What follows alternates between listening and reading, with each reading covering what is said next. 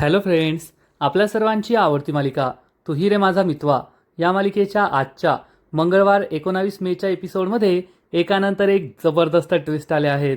Friends, आजचा episode खूप भारी होता. मग नेमकं घडलंय तरी काय? तर फ्रेंड्स, आजच्या एपिसोडमध्ये अर्णव हा सुखरूप घरी परत आलाय, परंतु वल्लरीने एक खूप मोठी चाल खेळली आणि चक्क रमाकांत विरुद्ध पोलीस तक्रार केली की त्याने आमच्या घरात चोरी केली आहे आणि ती पोलिसांना घरी घेऊन आली. पोलीस रमाकांतला अटक करणार होते, पण ईश्वरीने पोलिसांना ठणकावून सांगितलं ते माझे सासरे आहेत आणि त्यांनी चोरी केलेली नाहीये. पण घरातील सगळेजण अर्णव, अंजली, आजी, मामी सगळे रमाकांतच्या विरोधात होते. त्यामुळे ईश्वरीने चॅलेंज घेतलंय की फक्त 24 तासांच्या आत ती सुप्रिया आणि रमाकांतला निर्दोष सिद्ध करणार आणि त्याचबरोबर या सगळ्या प्रकरणामागे जो कुणी आहे त्याला शोधून काढणार. म्हणजे आता फक्त 24 तासानंतर मामीचं सत्य उघड होणार आहे आणि मामी जेलमध्ये जाणार आहे. ज्या पोलिसांना मामीने घरी आणलं तेच मामीला पकडून नेतील असं वाटतंय. मग हे सगळं नेमकं घडलं तरी कसं, हे जाणून घेण्यासाठी हा व्हिडिओ शेवटपर्यंत नक्की पहा. फ्रेंड्स, आजच्या एपिसोडच्या सुरुवातीलाच घरातील सगळेजण देवी आई समोर प्रार्थना करत असतात की आमचा अर्णव लवकरात लवकर सुखरूप घरी परत येऊ दे. घरातील सगळेजण खूप टेन्शनमध्ये असतात. मामीला मात्र काही इंटरेस्ट नसतो. राजेश सगळं लपून छपून पाहत असतो आणि इकडे महिका या नावाच्या मुलीला अर्णवचा मोबाईल सापडलेला असतो. ती हा मोबाईल पाहत असते आणि हा मोबाईल तेथे कसा पोहोचला, तर काल रात्री जेव्हा अर्णवला किडनॅप केलेला गुंड फोनवर बोलत बोलत येथे आला, त्याला घाम आलेला होता आणि घाम पुसण्यासाठी त्याने खिशातून रुमाल बाहेर काढला, तर त्याच्या खिशात अर्णवचा मोबाईल होता. हा मोबाईल खाली पडला आणि तेथेच राहिला आणि आत्ता तो महिकाला सापडलाय आणि महिका हा फोन स्विच ऑन करत असते. अर्णव हा अजूनही या गुंडांच्या तावडीत बेशुद्ध असतो. तेवढ्यात ईश्वरी ही अर्णवला पुन्हा कॉल लावते, पण अर्णवचा फोन स्विच ऑफच लागतो. त्यामुळे ईश्वरी नाराज होते आणि मग थोड्याच वेळात ईश्वरी पुन्हा एकदा अर्णवला कॉल लावते. तोपर्यंत महिकाने फोन स्विच ऑन केलेला असतो आणि अर्णवचा फोन वाजतो, लागतो.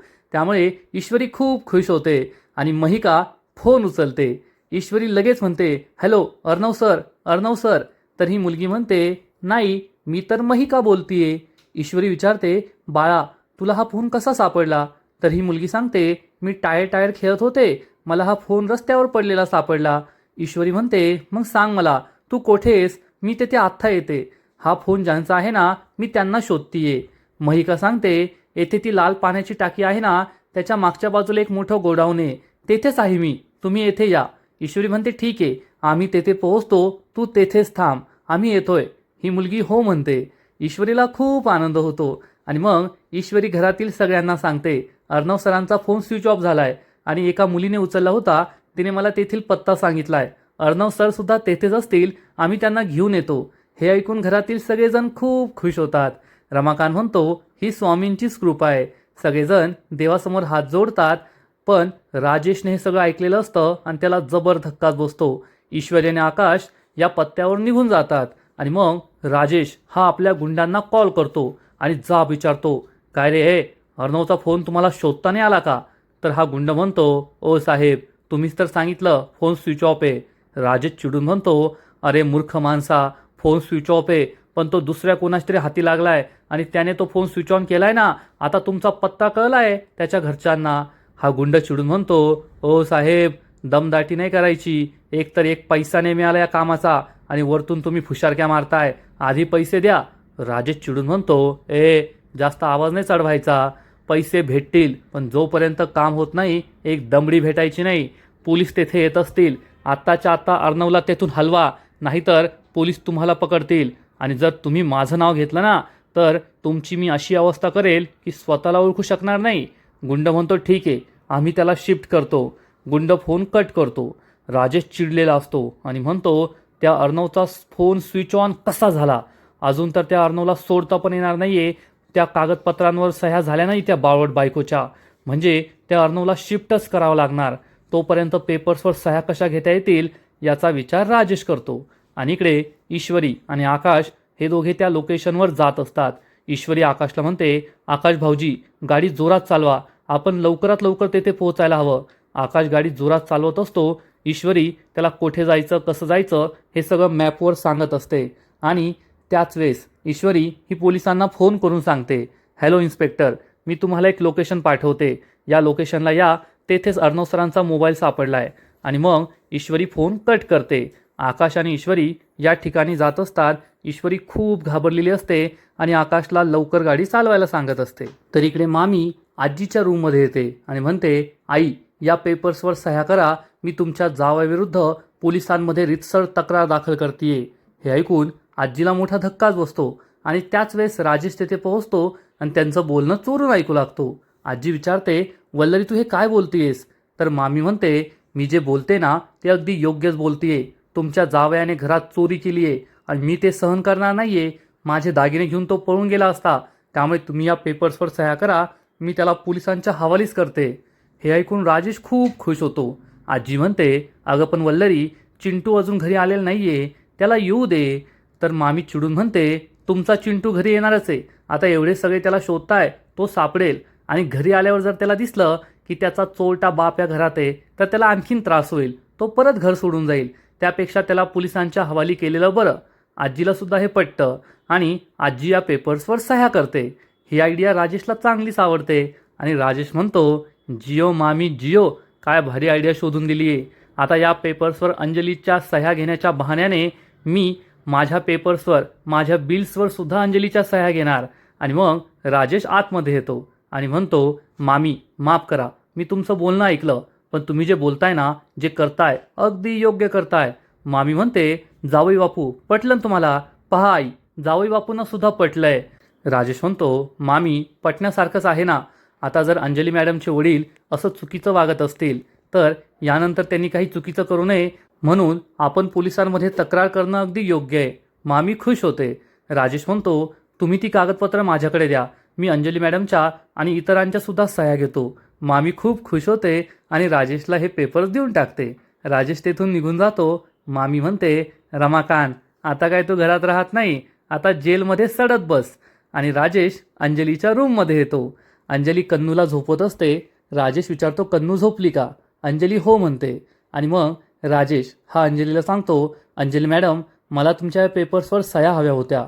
तर अंजली म्हणते, अहो तुम्हाला किती काळजी आहे, एम्प्लॉईचे पगार झाले नाहीत म्हणून तुमचं मन तुटतंय, पण अर्णव आल्यावर सह्या करेल ना, मी नाही सह्या करत आता. तर राजेश म्हणतो, नाही अंजली मॅडम, तुमचा काहीतरी गैरसमज होतोय. हे ते बिल्स किंवा एम्प्लॉईच्या सॅलरीचे पेपर्स नाही आहे, तर तुमच्या मामी आहेत ना, त्या तुमच्या बाबांविरुद्ध पोलिसांमध्ये तक्रार करताय, त्यासाठी त्यांना तुमची सही हवी आहे. आणि अंजलीला काही फरक पडत नाही. अंजली म्हणते, असं का? ठीक आहे, करते मी सही. आणि अंजली चक्क या पेपर्सवर सही करायला तयार होते. आणि मग सह्या करता करता राजेश अंजलीचं लक्ष वळवतो आणि म्हणतो, अंजली मॅडम, तुम्हाला एक सांगू का, तुम्ही किती चांगले आहात. असं म्हणून तो चक्क अंजलीचा हात हातात घेतो. त्यामुळे अंजली खूप खुश होते, कारण अपघातानंतर राजेश हा काही तिच्या जवळ येत नाहीये. त्यामुळे अंजली खुश झालेली असते आणि राजेश हा तिच्याशी प्रेमाने वागतो आणि म्हणतो, मॅडम, तुम्ही वर्किंग वुमन नाही आहात, तरीसुद्धा तुम्ही बिझनेसचं किती काम करतात, खरंच तुम्ही खूप छान आहात. असं म्हणून राजेश तिला बोलण्यात गुंतवतो आणि हळूहळू सगळ्या बिल्सवर सुद्धा तिच्या सह्या घेऊन टाकतो. आणि इकडे हे जे गुंड आहे, ज्यांना राजेशने अर्णवला शिफ्ट करायला सांगितलं आहे, ते गुंड खूप चिडलेले असतात आणि म्हणतात, हा टकल्या 1 रुपया देत नाहीये, पण रुबाब कसा गाजवतोय, कामं करायला सांगतोय, चला आता याला शिफ्ट करायचं आहे. पण त्याच वेळेस अर्णवला शुद्ध येते. अर्णव आजूबाजूला पाहत असतो. हा गुंड म्हणतो, आता आणखीन एक ताण, एक तर याला शिफ्ट करायचं आहे आणि आता याला शुद्धसुद्धा येते, चल रे ते इंजेक्शन आण, नाहीतर हा उठला ना तर आणखीन गोंधळ घालेल. अर्णव हा कसा बसा शुद्धीत आलेला असतो, पण हा गुंड पुन्हा एकदा त्याला इंजेक्शन लावतो, त्यामुळे अर्णव बेशुद्ध होऊन जातो. मग त्यानंतर हे गुंड अर्णवला सोडवतात आणि अर्णवला उचलून आपल्याबरोबर बाहेर घेऊन जातात. इकडे राजेश गोड गोड बोलून अंजलीकडून सगळ्या पेपर्सवर सह्या घेऊन टाकतो आणि अंजलीला म्हणतो, अंजली मॅडम, मी आता बाकीच्यांच्या सह्या आणतो. आणि राजेश बाहेर निघून जातो. राजेश इतक्या दिवसानंतर आपल्याशी प्रेमाने वागला, त्याने आपला हात हातात घेतला, म्हणून अंजली खूप खुश असते. आणि इकडे हे गुंड चक्क अर्णवला आपल्या अड्ड्याच्या बाहेर आणतात. महिका नावाची ही मुलगी या अड्ड्याबाहेरच उभी असते आणि हे सगळं पाहते ती खूप घाबरते आणि झाडामागे लपते. हे गुंड अर्णवला असं मैदानावर आणून सोडून देतात. अर्णवचे हात बांधलेले असतात आणि तो बेशुद्ध असतो. हे गुंड त्यांच्या गाडीत बसतात आणि गाडी घेऊन तेथून पसार होऊन जातात, पळून जातात. अर्णवला पाहून ही महिका नावाची मुलगी खूप घाबरते आणि तेवढ्यात ईश्वरी आणि आकाश या ठिकाणी पोहोचतात. दोघे गाडीच्या खाली उतरतात. आजूबाजूला पाहतात तर अर्णव कोठेच नसतो. ईश्वरी अर्णव सर असा आवाज देते. आकाश सुद्धा दादा दादा अशा हाका मारत असतो, पण अर्णव कोठेच दिसत नाही. ईश्वरी महिकाला कॉल करते आणि म्हणते, आम्ही येथे आलो आहोत, तू कोठे? तर ही महिका विचारते, तुम्ही कोठे आहात? ईश्वरी सांगते, येथे एक मोठं गेट आहे, आम्ही तेथे उभे आहोत. महिका म्हणते, ठीक आहे, येते मी. महिका ही धावत पळत गेटच्या बाहेर येते. ईश्वरी विचारते, हा मोबाईल आणि हा मोबाईल ज्याचा आहे तो दादा कोठे आहे? ही मुलगी सांगते, तो सुद्धा आतमध्येच आहे. ईश्वरी तिला घेऊन जायला सांगते. ही मुलगी धावत पळत ईश्वरी आणि अर्णवला गेटच्या आतमध्ये घेऊन येते आणि अर्णवकडे बोट दाखवते. अर्णवला असं पडलेलं पाहून आकाश आणि ईश्वरीला जबर धक्काच बसतो. हे दोघे अर्णवजवळ धावत पळत येतात. अर्णवचे हात सोडवतात. ईश्वरी रडू लागते, अर्णव सर डोळे उघडा ना, अर्णव सर डोळे उघडा ना. ही मुलगी सुद्धा घाबरते, तिला सुद्धा भीती वाटते. पण अर्णव काही डोळे उघडत नसतो, कारण आत्ताच त्या गुंडांनी त्याला इंजेक्शन दिलंय. त्यामुळे अर्णव काही शुद्धीत येत नाही. ईश्वरी खूप घाबरलेली असते, रडत असते आणि त्याच वेळेस पोलीस तेथे पोहोचतात आणि विचारतात, काय झालं, ते गुंड कोठे आहेत? ईश्वरी सांगते, या मुलीला माहिती आहे. पोलीस या मुलीला विचारतात तर ही मुलगी सांगते, दादाला तिथून मधून आणलंय. पोलीस तेथे निघून जातात. ईश्वरी आणि आकाश अर्णवला उठवण्याचा प्रयत्न करतात. अर्णव सर प्लीज डोळे उघडा, अर्णव सर डोळे उघडा ना, पहा ना तुमची मिस इंदोर आली आहे, अर्णव सर डोळे उघडा ना. ईश्वरी ढसाढसा रडू लागते आणि त्याच वेळेस अर्णवला शुद्ध येते. अर्णव ईश्वरीकडे पाहतो. अर्णवने डोळे उघडले म्हणून ईश्वरी आणि आकाशला खूप आनंद होतो. ईश्वरी अर्णवचा हात हातात घेते. ही मुलगी सुद्धा खुश होते. ईश्वरी अर्णव या मुलीला थँक्यू म्हणतात आणि मग थोड्याच वेळात ईश्वरी आणि आकाश यांनी अर्णवला घरी आणलेलं असतं आणि डॉक्टरसुद्धा घरी आलेले असतात. अर्णवला चेक करत असतात. घरातील सगळे खूप टेन्शनमध्ये असतात. रमाकांत विचारतो, डॉक्टर काय झालंय माझ्या चिंटूला? चिंटू बरा तर आहे ना? डॉक्टर सांगतात, हो अर्णव सर बरे आहेत, त्यांना काही झालेलं नाही आहे. कदाचित त्यांना गुंगीचं औषध दिलं होतं म्हणून त्यांना गुंगी चढली आहे.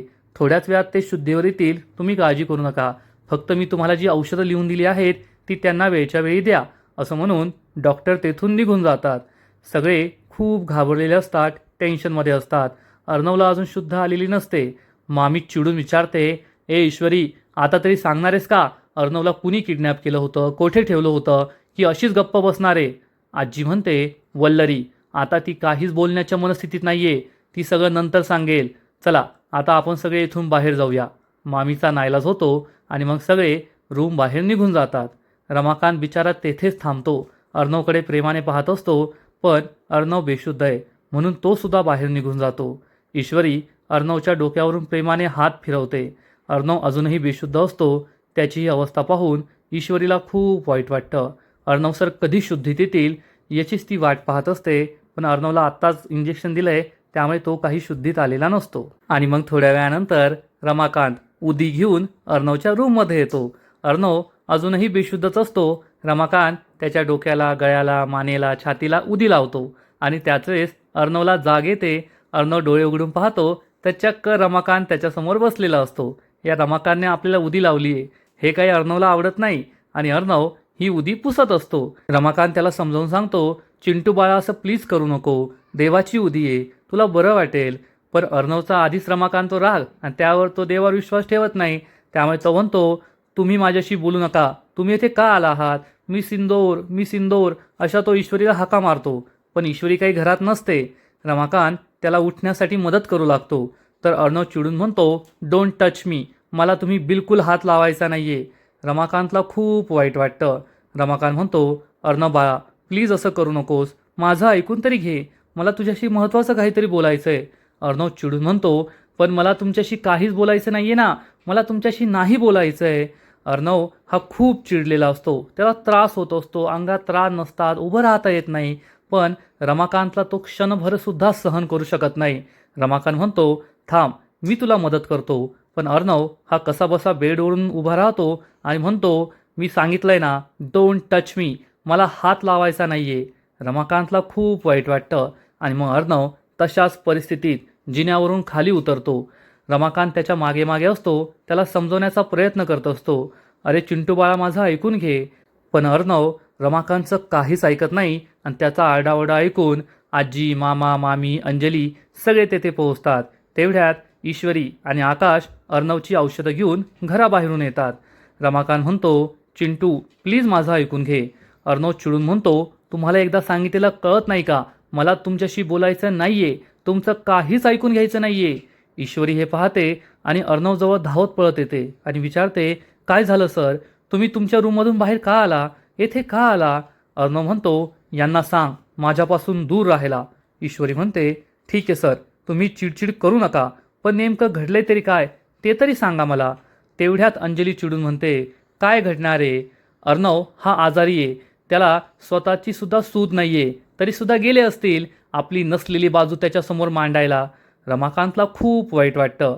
ईश्वरी म्हणते, ताई तुम्ही असं का बोलताय? त्यांच्याकडे बाजू आहे मांडायला, त्यांची चूकच नाहीये, ते निर्दोष आहेत. आणि जर ते त्यांची बाजू मांडत असतील, स्वतःला निर्दोष सिद्ध करण्याचा प्रयत्न करत असतील, तर त्यात काय चुकीचं आहे?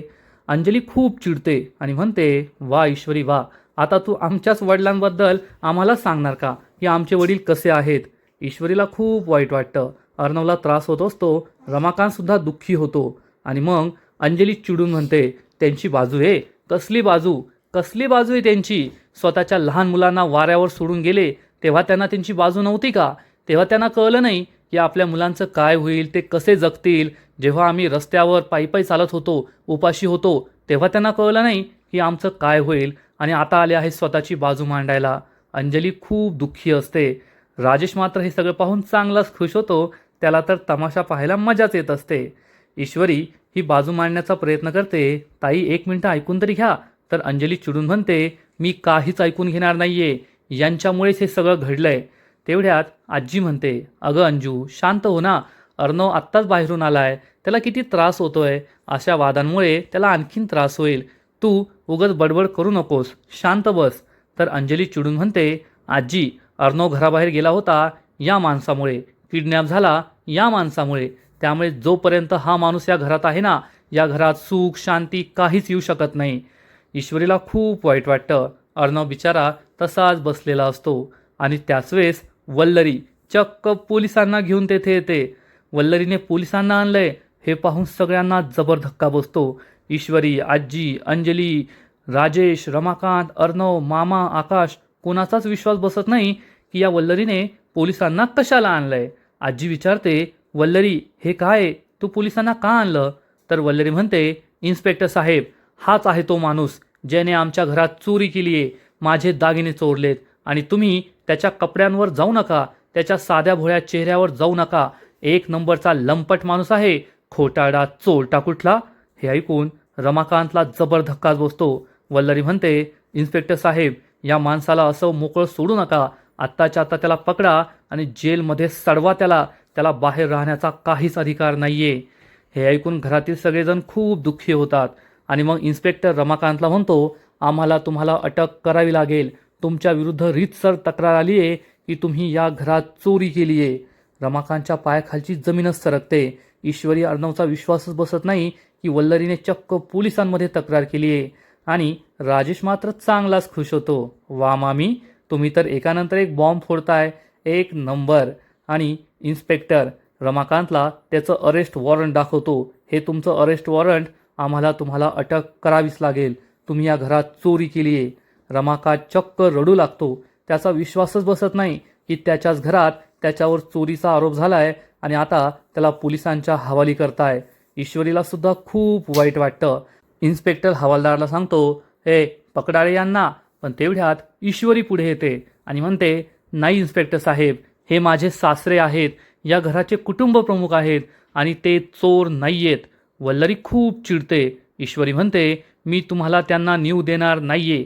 तर इन्स्पेक्टर म्हणतो, ओ मॅडम आमच्याकडे त्यांच्याविरुद्ध पोलीस तक्रार आहे, अरेस्ट वॉरंट आहे, आम्ही त्यांना अटक करू शकतो. ईश्वरी चिडून म्हणते, नाही सर, त्यांनी घरात चोरी केलेली नाहीये, तर घरात जुने वाद आहेत, जुनी भांडणं आहेत आणि त्याचाच फायदा घेऊन हे सगळं केलं जातं आहे. माझ्या सासऱ्यांची यामध्ये काहीच चूक नाही आहे. तर वल्लरी चिडून म्हणते, ए ईश्वरी, आता तू आम्हाला सांगणार का ते आमच्या कुटुंबाचे सदस्य आहेत की नाही? ते आमच्या कुटुंबाचे सदस्य नाही आहे. फक्त तू त्यांना तसं मानते. तुला सोडलं तर या घरातलं कुणीच त्यांना आपल्या कुटुंबाचा भाग मानत नाही. हे ऐकून रमाकांतला खूप वाईट वाटतं. राजेश खुश होतो. अंजली आजी दुःखी असतात. मामालासुद्धा वाईट वाटतं. पण अर्णव एक शब्दही बोलत नाही. मामी म्हणते, इन्स्पेक्टर साहेब, तुम्ही या मुलीचं ऐकू नका. ही मुलगीसुद्धा यांना सामील आहे. या मुलीनेच या माणसाला या घरात आणलं आहे. सध्या तरी मला या ईश्वरीबद्दल तक्रार नोंदवायची नाही आहे, कारण माझ्याकडे तिच्याविरुद्ध पुरावे नाही आहेत. पण ही ईश्वरीसुद्धा यांना सामील आहे. तुम्ही या रमाकांतला घेऊन जा, त्याला चांगले फटके द्या. मग तो पोपटासारखा टमाटमा बोलेल आणि या चोरीत कोण कोण सहभागी आहे हे सुद्धा तुम्हाला सांगेल. रमाकांतला खूप वाईट वाटतं. तो रडत असतो. तर अंजलीला मात्र आपल्या वडिलांचं काही देणं घेणं नसतं. अर्णव तर चिडलेलाच आहे, त्यामुळे तो सुद्धा काही बोलत नाही. फक्त ईश्वरी ही एकटी रमाकांतच्या बाजूने लढतीये, रमाकांतची बाजू घेतीये. पण मामीने असं ठरवलेलंच असतं की काही झालं तर या रमाकांतला आज जेलमध्ये पाठवायचंच, त्याला सोडवायचं नाही. आणि आजचा एपिसोड येथेच संपतो. फ्रेंड्स, तू ही रे माझा मितवा या मालिकेचा आजचा एपिसोड खरंच खूप भारी होता, खूप इंटरेस्टिंग होता. शेवटी ईश्वरीने अर्णवला वाचवलंच, परंतु राजेशचा उद्देशसुद्धा पूर्ण झाला. राजेशने अंजलीच्या सह्या त्या बिल्सवर घेतल्या, त्यामुळे राजेशचा घोटाळा लपलाय. पण मामीने मात्र जे नव्हतं करायला पाहिजे तेच केलंय. तिने चक्क पोलिसांना बोलवलंय रमाकांतला अटक करण्यासाठी. आणि घरातील सगळे वल्लरीच्याच बाजूने आहेत आणि रमाकांतला अटक करा असंच म्हणताय. मग ईश्वरी एकटी रमाकांतला वाचू शकेल का? हे पाहायला खूप मजा येणार आहे. फ्रेंड्स, तू ही रे माझा मितवा या मालिकेचा आजचा एपिसोड तर खूप भारी होता. पण पुढील एपिसोड आणखीन भारी असणारे, आणखीन मोठा ट्विस्ट या मालिकेत येणारे. मग नेमकं घडणार तरी काय? तर पुढील एपिसोडमध्ये आपण पाहू की वल्लरी ही कितीही प्रयत्न केले तरीसुद्धा रमाकांतला तुरुंगात पाठवू शकणार नाही. कारण ईश्वरी ही अर्णव, अंजली आणि घरातील सगळ्यांना कन्व्हिन्स करेल की रमाकांतला आपण जेलमध्ये द्यायला नको. त्यांच्यावरील आरोप सिद्ध झालेले नाही आहे. त्यांच्या गाठोड्यात पैसे दागिने सापडले याचा अर्थ ते चोर आहेत असा होत नाही. सगळेजण यासाठी तयार होतील आणि पोलिसांना जायला सांगतील. म्हणजे वल्लरीचा पहिला प्लॅन फ्लॉप होईल. रमाकांत काही जेलमध्ये जाणार नाही. आणि मग अंजली खूप चिडणार आणि ईश्वरीला जाब विचारेल की तू आमच्या वडिलांना निर्दोष म्हणतेय, पण तुझ्याकडे पुरावे आहेत का? आणि तू हे कधी सिद्ध करणार? आयुष्यभर काय आपण असंच भांडत राहायचंय का? मी तुला फक्त 24 तास देते. 24 तासांच्या आत तू हे सिद्ध करून दाखवायचं की तुझी आई सुप्रिया आणि आमचे वडील रमाकांत यांचा त्या प्रकरणात काहीच दोष नव्हता. दोघे निर्दोष आहेत. ईश्वरीसुद्धा खूप चिडेल आणि अर्णव आणि अंजलीचं हे चॅलेंज ती ॲक्सेप्ट करणार आणि अंजलीला ठणकावून सांगेल, ठीक आहे अंजलीताई, मी तुमचं चॅलेंज ॲक्सेप्ट करते आणि तुम्हाला वचन देते, फक्त 24 तासांच्या आत मी तुमच्या बाबांना आणि माझ्या आईला निर्दोष सिद्ध करणार. फक्त त्यांनाच निर्दोष सिद्ध नाही करणार, तर या प्रकरणामागे जे कुणी आहे, ज्याने कुणी हे सगळं घडून आणलंय, मी त्या व्यक्तीला सुद्धा तुमच्या समोर आणणार. खरा गुन्हेगार मी तुमच्या समोर आणणार आणि त्याला शिक्षा करणार. हे ऐकून वल्लरीच्या पायाखालची जमीनच सरकेल. वल्लरीला जबर धक्का बसणार. आता ईश्वरी खरंच 24 तासात वल्लरीचं सत्य सगळ्यांसमोर आणू शकेल का? 24 तासात रमाकांत आणि सुप्रियाला निर्दोष सिद्ध करेल का? आणि जर ईश्वरीने हे करून दाखवलं तर नक्कीच मामी जेलमध्ये जाणार. ज्या पोलिसांना मामी घेऊन आली होती तेच पोलीस मामीला पोलीस स्टेशनमध्ये आणि तुरुंगात घेऊन जाणार का? हे पाहायला खूप मजा येणार आहे. म्हणजे तू ही रे माझा मितवा या मालिकेचा पुढील एपिसोड एक नंबर असेल, खूप भारी असेल, यात शंका नाही.